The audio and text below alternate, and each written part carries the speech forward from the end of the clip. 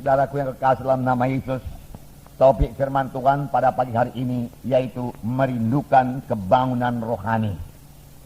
Supaya semua kita rindu akan kebangunan rohani, semua kita berdoa buat kebangunan rohani, supaya kebangunan rohani jadi dalam gereja kita, dan supaya kebangunan rohani, saudaraku, meliputi kota Medan ini, saudaraku.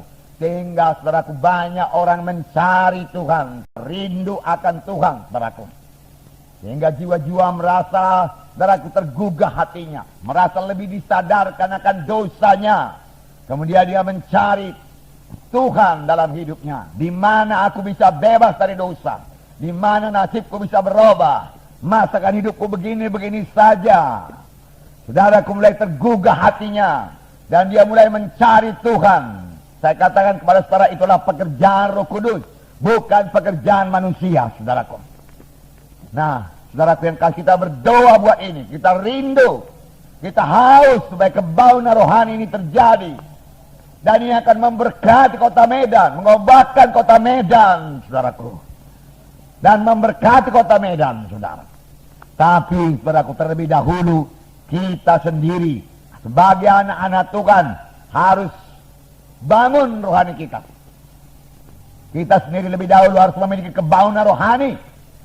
Kalau rohani kita pun tertidur, saudaraku, kita tidak bisa membawa kebangunan rohani kepada jiwa-jiwa. Kalau rohani kita pun lemah, saudaraku, kita tidak bisa membawa kebangunan rohani kepada jiwa-jiwa. Kalau, saudaraku, rohani kita pun tidak berkobar-kobar, bersemangat, saudaraku, bagaimana kita bisa memberi api kepada jiwa-jiwa? Kebangunan rohani dimulai dari saudara.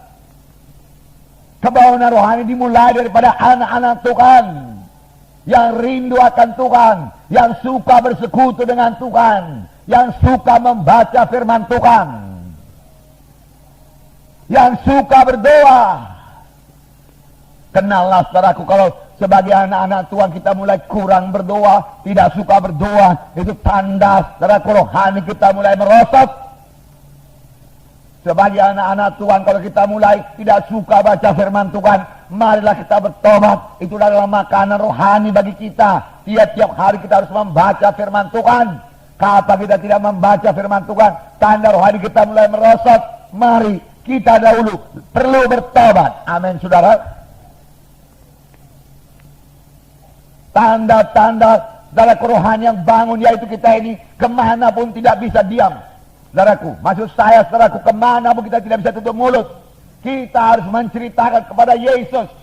Kita harus menceritakan Yesus pada jiwa-jiwa. Kita cerita Yesus pada jiwa-jiwa. Nah, saudaraku, kita suka memberi. Ini tanda kebangunan rohani.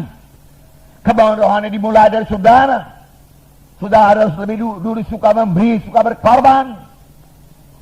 Saudara dengan sukacita memberikan korban, saudara. Kapan diumumkan dari depan, saudara, kita akan mengumpulkan korban buat KKR atau buat penginjilan. Oh, saudaraku, dengan mudah, saudaraku, dengan sukacita, saudaraku, saudara memberikan satu korban yang indah, yang mahal, berharga di hadapan Tuhan, saudaraku. Saudara berkorban memberinya, bukan, saudaraku, begitu banyak timbang-timbang, saudaraku, begitu banyak, saudaraku, tawar-menawar dengan Tuhan, saudaraku. Saudara perlu bangun rohani, saudara, kalau demikian, saudaraku. Tidak ada yang terlalu mahal buat Tuhan, saudaraku. Saudaraku, kita ikut dalam perintah agung. Kita ikut dalam pekabaran Injil, saudaraku.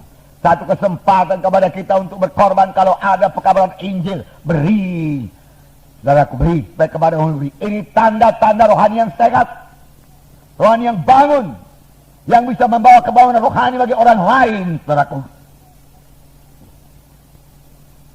Apalagi tanda yang saudara berkata, tanda rohani yang sehat, saudaraku. Dia suka bersaksi, dia suka menginjil, saudaraku. Dia suka berkorban. Dan satu lagi, saudaraku, dia terbeban pada jiwa-jiwa karena mengasihi jiwa-jiwa. Dia tahu kemana perginya jiwa-jiwa yang belum memiliki Yesus sebagai Tuhan dan Juru Selamatnya. Banyak sekali, saudaraku, orang Kristen di kota Medan ini, saudaraku, belum pernah punya persekutuan pribadi dengan Yesus. Dia tidak pernah tahu pasti akan keselamatan jiwanya.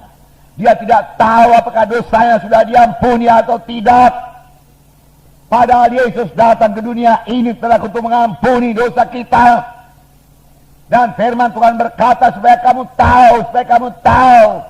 Semua ini kutuliskan kepadamu supaya kamu tahu bahwa kamu yang percaya kepada Yesus Kristus anak Allah beroleh hidup yang kekal. Saudara, kita harus mengetahui dengan pasti kemana kita pergi setelah kita meninggalkan dunia ini. Surga atau neraka. Tidak ada tempat yang ketiga, saudaraku. Tidak ada di tengah-tengahnya, tidak ada. Dan tidak bisa pindah dari neraka ke surga setelah didoakan. Tidak ada, saudaraku. Itu ditentukan pada waktu kita masih di dunia ini. Kita lah yang menentukannya, saudaraku. Keselamatan sudah disediakan Tuhan bagi kita. Tuhan itu Tuhan yang baik, saudaraku. Oh, puji Tuhan. Tuhan itu Tuhan yang baik, saya katakan pada saudara. Dia baik pada saudara. Dia menyediakan yang baik pada saudara. Tetapi saudaraku, ada musuh kita yaitu setan, saudaraku. Setan itu jahat semata-mata. Firman Tuhan berkata, aku datang. Tuhan Yesus berkata, aku datang supaya domba itu beroleh hidup. Bahkan beroleh dengan segala kelimpahan. Tuhan mengendaki hidup kita ini berkelimpahan. Berkelimpahan dengan damai. Berkelimpahan dengan sukacita. Berkelimpahan dengan kesehatan. Berkelimpahan dengan berkat-berkat yang kita butuhkan dalam dunia ini. Sebab dia Tuhan yang baik. Saudaraku, kalau saudara belum memilikinya, miliki iman lebih dahulu. Jangan salahkan Tuhan karena kekurangan saudara. Jangan salahkan Tuhan karena penyakit saudara. Itu bukan daripada Tuhan, saudaraku. Itu daripada musuh kita. Karena Yohanes 10:10 itu lanjutannya. Tetapi pencuri datang. Tetapi setan iblis datang. Hanya untuk mencuri, membunuh, membinasakan. Betapa kontras ini, saudaraku. Pekerjaan Tuhan dan pekerjaan setan, saudaraku. Dari mulanya setan ini musuh manusia. Dia tidak suka manusia ini keberkatan. Dia tidak suka manusia sehat. Dia tidak suka manusia selamat. Karena setiap anak Tuhan yang selamat, yang lahir baru, saudaraku, akan merupakan ancaman terhadap setan, saudara.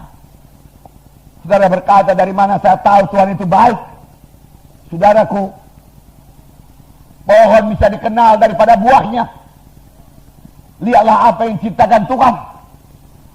Pada hari pertama Tuhan menciptakan terang, jadilah terang. Maka firman Tuhan berkata, dilihat Tuhan terang itu baik sekali.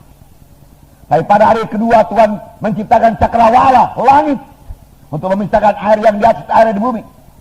Tetapi tidak ada dikatakan di situ, maka dilihat Tuhan semuanya tidak tertulis. Mengapa? Karena dalam awan-awan ini dipenuhi oleh kuasa kegelapan, dipenuhi oleh setan dan iblis. Pada hari yang ketiga, saudaraku, Tuhan menciptakan bumi ini, saudaraku, memisahkan laut, air, dan daratan. Saudara, dan Tuhan berkata, dilihat Tuhan itu semuanya baik. Baik. Saudara, Tuhan berkata semua ciptaannya baik dan memang baik. Kemudian Tuhan menciptakan manusia. Penciptaan manusia lain sedikit daripada penciptaan saudaraku alam semesta ini. Penciptaan alam semesta dijadikan Tuhan. Jadi, dia katakan jadi, saudaraku. Dari manusia dibentuk Tuhan. Haleluya. Dari tanah liat dibentuk Tuhan menurut gambar Tuhan, menurut peta Tuhan. Saudara, lalu dihembuskan Tuhan napas yang hidup, lalu manusia itu menjadi makhluk yang hidup. Lalu diberikan Tuhan taman Eden yang kaya, taman Eden yang luar biasa, damainya, senangnya, sejahteranya. Di sinilah engkau tinggal. Betapa baiknya Tuhan itu. Betapa baiknya Tuhan itu. Mempersiapkan segala kebutuhan manusia ini. Betapa baiknya. Tetapi sayang datang setan menipu manusia itu. Setan kerjanya menipu sampai sekarang. Jangan mau ikuti setan. Jangan mau dengar suara setan, saudaraku. Dan jangan mau cakap-cakap dengan setan.